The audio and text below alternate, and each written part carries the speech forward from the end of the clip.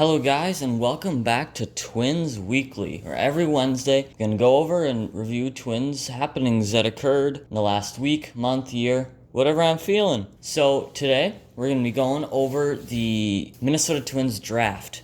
We'll be doing a recap of what I saw, what I liked, just kind of a breakdown of each player, you know? If you like the content, you like this weekly series, make sure to like, subscribe, so I know how to keep pushing out this content. Alright, let's jump right into it. So with our first pick, it was picked number 27 in the first round. We went with Aaron Sabato, a first base slash kind of DH guy from UNC. So he's a college guy. Just for reference, like I said, we got him at 27. He was ranked 41st on MLB.com and 37th on Fangraphs. So some may have seen it as a bit of a reach, but nonetheless, he has outstanding offensive statistics. In 83 games, or basically 1 1/3 seasons at UNC, he put up a .332, .459, .698 slash line. That's basically a 1.158 OPS, which is obviously really good. He also has a superb walk to strikeout ratio of about 61 to 72, and an on-base percentage about 100 points higher than his average, showing that walks are a big part of his game. One thing I'd like to point out is it's kind of hard to find underlying, more sabermetric-like statistics on these draft picks because it's just not out there. Colleges and high schools alike don't provide those kinds of statistics, and that makes it really hard to judge a player because, like an 1158 OPS, it's good, but it could be luck. You know, he could have a high BABIP, batting average on balls in play, or he could just be a lucky player. We don't know that. So I'm just kind of going off the standard statistics, which can be risky. One thing I have heard from websites I've been following is that he has good exit velocities too, and he's like a exit velocity darling, as they quoted in the article. So that gives me some hope. Obviously he's a masher. He's an elite hitter. Right as a freshman, he was a sophomore when we drafted him. Right as a freshman, he was an elite hitter at college, going against, junior, senior pitchers. He was right away elite hitter. One thing I like to notice is defense seems to be a little suspect, or at least insignificant, because he's a first baseman. We obviously drafted him for his power. We're the Bomba squad, so you gotta get more Bombas, down the road. But yeah, he's basically 100% a hitter, not much other stuff like defense and speed. As far as fit for the team, I like it because he could slot in for Cruz down the road. Cruz is getting up there in age. We can admit that. Or put him at first base and throw Sano at DH. So a whole bunch of possibilities for him. So I like that pick. In the second round, we took Alerick Soularie. I'm probably pronouncing all these names wrong. But we took him at number 59, and he's an outfielder from Tennessee. So another college player. And we took him at 59, and MLB.com ranked him 105, and Fangraphs had him 193. This was a guy who had a strong 2019, but it's kind of a slow start to 2020, so maybe his draft stock declined a little. So if he gets back to his 2019 form, you could argue it's a pretty good steal. It's a good pickup. Kind of like Sabato, though. He's a guy who hits the ball well, which we seem to favor in this draft. We seem to favor hitting a lot more over fielding and speed, which can be risky because if you're drafting a guy based on one thing and he fails at that one thing, he's worthless, You'd rather get a guy that's good at two or more things, because then if he tanks on one thing, such as his fielding suddenly gets bad, I don't know, then you can rely on another aspect of his game,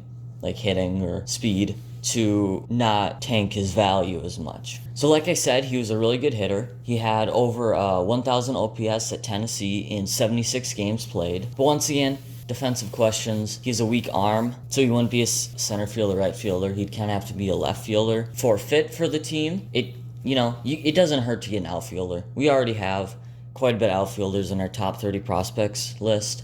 But it doesn't hurt to get another outfielder. You need a lot of them, so it doesn't hurt.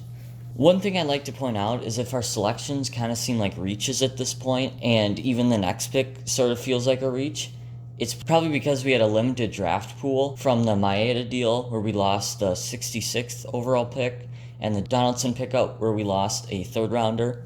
So because we lost those draft picks, we also lost pool money to pay these draftees. So that's probably why we have to reach a bit, because if we would draft a prospect that's ranked at our pick, he'd cost more money. And we just don't have that because we lost picks through the Maeda and Donaldson deals. So I'd like to point that out. Our next pick was Marco Raya, and we took him in the 4th round at number 128 overall. Once again, we lost that 3rd rounder because of Donaldson. But he's a right-handed pitcher out of high school in Texas. On MLB.com, he wasn't even in the top 200. We got him at 128. And in Fangraphs, he was ranked 232. So, kind of a reach again, according to those draft boards. But I like to point out again, it's hard to evaluate high school and college players, but especially high school players, just because they're so young. There's so much raw potential that you still haven't realized. There's still so much you don't know, and there's very little data on them at all. What I could find through research that took a while, is that his top fastball velocity is 94, which is very excellent for a high schooler, and it's in the 99.26 percentile of high schoolers, which is, obviously elite. I also found that he's a bit undersized. I think he weighed only like 160 to 170, but of course, he still has time to grow, and as he grows, that fastball could get even faster and up his value even more. One thing I don't get, and if you know me, I've been harping on this in this series a lot, why do we draft another righty? Our bullpen and our prospects list is full of righties, and we draft another one. We only have one lefty in our top 30 prospects and one lefty in our bullpen. It doesn't give Baldelli options, and it ultimately hurts us, because if we're going against a team that mashes against righties, it's gonna hurt us. I don't know why we got a righty and not a lefty, but oh well. It's gotta move on, I guess. Now our last pick, which I'm probably gonna butcher, but I believe it's Rosario, when we took him in the 5th round at number 158 overall. He's an outfielder from high school in Hawaii, and he was ranked 182 on MLB.com and 181 on Fangraphs. So, according to those draft boards, not that much of a reach. Only within 20. That's pretty good. Once again, hard to find info, but what I did find is that he has excellent power. Once again, we're going with the power guys, ignoring basically contact, fielding, speed, arm. Just going straight to the power, which it's not necessarily bad, because that's where the game is trending.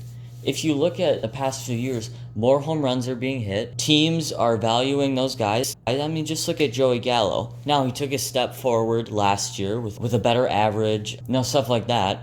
But before then, he was just a 3 true outcome guy. Home run, strikeout, walk, and, he was very valuable. So that's where the game is trending, I believe. And one reason I think that is because teams have realized through linear weights, which I explained in my WOBA video. Go check that out in the upper right-hand corner right here. But it's because, linear weights, and through all this analysis, teams are really realizing that the majority of run scoring is produced by home runs.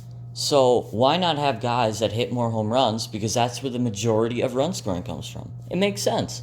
So for us to go in this draft and draft a bunch of power hitting guys, I actually like, because down the road, if this trend continues, home runs will be even more important, and to have a Bomba squad that can just jack home runs all over the place, it'll probably be really valuable. But back to Rosario. Like I said, he has excellent power. What few stats I could find is that he has an elite exit velocity. He had a max speed of 105, which is in the 99.8 percentile of high schoolers, and he also has an elite barrel speed, a max in the 94.15 percentile. So excellent power, excellent hitter, can hit bombs at will. You know the drill. You know who the Twins like. So that was our draft. And one thing I'd like to add is that I think it was really smart for us to go with more reliable picks, aka college guys, in the earlier rounds, like round 1 and 2, and then go with high schoolers in the later rounds, because otherwise we wouldn't be able to sign any high schoolers as undrafted free agents, as they would instead go to college. So let me break this down a little more. So because there were only 5 rounds, there's going to be a lot of undrafted free agents out there. The high schoolers probably won't get signed to any major league teams, because the max they would get paid is $20,000. And these high schoolers would probably think, why not go to college and in a few years up my draft stock so that I can get a larger signing bonus in the next draft that I enter. So the majority of these high schoolers are probably not going to get signed and instead go to college, while the majority of undrafted free agents that will be signed will be college guys who because they won't have a place to go back to.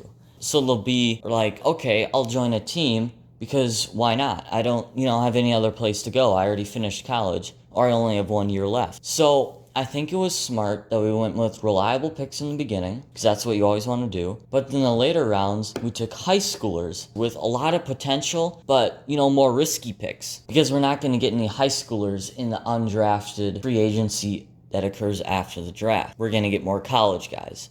So I think that was really smart for us to do, and I applaud the Twins for doing that. So, that was my Minnesota Twins draft recap. If you disagree, agree, comment down below what you thought of the draft. Maybe give it a grade.